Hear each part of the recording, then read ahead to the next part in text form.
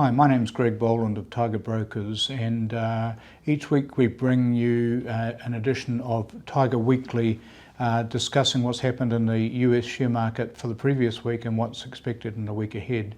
So we're reporting here on Friday the 19th of April 2024. The market, there's an old adage in the market which it says sell in May and go away. That adage obviously occurs often, otherwise it wouldn't be an adage, but this year it seems to have come 1 month early, with April being a fairly negative month for the US market. And indeed it has fallen for the last 5 days straight, and since hitting a high of 52.65 on the 28th of March, the S&P 500 is now down just more than 5% and closed lower each of 10 of the last 14 days. So the market closed today, US Thursday, at 50.11. So down from that high of 52.65. The market is probably entering a more bearish stage than the very bullish run that we had from early November right through to late March. With technical support now being breached at 50.50. So the market got to that level, it's got back through this 50.50 technical support level and has fallen below that to close, as I say, at 50.11, which is negative. So we may be in for a prolonged period of stability or slightly negative rather than this fairly aggressive bull run that we've had, especially if strong economic numbers such as the strength in the labour market and rising activity, coupled with this higher than expected inflation last week, which really pushes out any chance of an interest rate cut in the US market anytime soon. The hawkish repricing of the Fed rate expectation is continuing to drive the market. And as we know, the FOMC, the Federal Reserve in the US, they meet every 6 weeks. The next meeting occurs in less than a fortnight's time.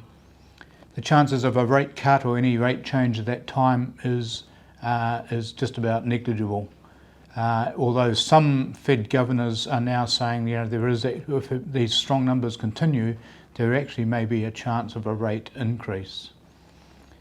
Since these CPI numbers and these stronger labour numbers have come out, the predictor of where rates may be, which is from the CME, Chicago Mercantile Exchange, Fed Funds Futures, they have shown that now there's probably only a chance of 2 rate cuts this year, one in September and one again in December. The chances of one, as many predicted in June, has now diminished with less than a 40% chance of a rate change in the July meeting. So we've got the May meeting, June meeting and July meeting coming up, all of which there was little chance of a rate change. The Fed speak remains very hawkish, and therefore, as we say, the chances of rate cut won't be till later in the year. The futures are actually showing that there's a chance of a rate cut in September and December still. There is a meeting in November, but given that it coincides right at the time with the US presidential election, so the Fed rate announcements the 7th of November, and the election is the 4th of November, the chances of a rate change in that week is highly unlikely. And it will be the first time the Fed would have moved at an election time for the last while. So in terms of the rates being higher for longer perhaps, the index is coming off. Another indicator of the market is the volatility index. So the volatility index is an index of volatility of the S&P 500 options, as indicated by the Chicago Board Options Exchange. And this indicator, the fair gauge, if you like, the VIX, is now well above the 17 level, which I often think is an indication that we're going into a bearish phase. It closed today at 18, and above the 17 obviously. It's been as low in the 11s during that bull run, and the VIX remains above that 18 level and has done for the last week or so. And that's just particularly, it jumped on the Iran military strike on Israel, which has since ceased, but the VIX, the uncertainty of the market continues, the fear gauge continues to be elevated.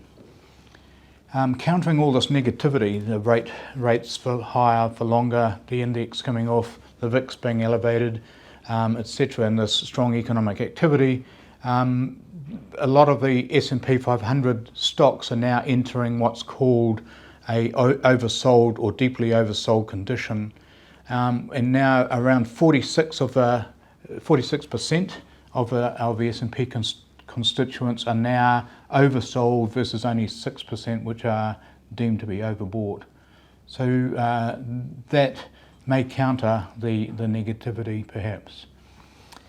The often leading indicator, as we've talked about before, is the Philadelphia Semiconductor Index, and stocks like Nvidia and Qualcomm and various others are in this index. The index code is SOX, and this has jumped earlier in the year, up 32% from January 1 to early March, and is now down 16% since that March 8th high. So the SOX index, being a leading indicator, is quite bearish, and again that might be an indicator of where the market perhaps is looking to go. So turning to individual stocks, the reporting season started a week or so ago with the leading banks in the US. Many of the companies that have reported so far, their revenue and earnings per share for the first quarter activity has been a beat, i.e. they've beaten what analysts had predicted, but their forward guidance particularly has been a bit more soggy, and analysts have punished and the market's punished some of these companies as their forward guidance from here out. We know that the Q1 stuff was good, but the forward guidance is not so good, and therefore some of these companies have come under pressure from that. So the reporting season continues next week. We've got Verizon on Monday, Alphabet, Visa, and Tesla on Tuesday. Obviously Tesla's the darling stock. They've since laid off quite a few staff this week as well, so it'll be interesting to see how Tesla's results comes out next Tuesday US time, Wednesday morning New Zealand time. On Wednesday, US time again, Meta, Qualcomm, IBM and Boeing report, along with many others.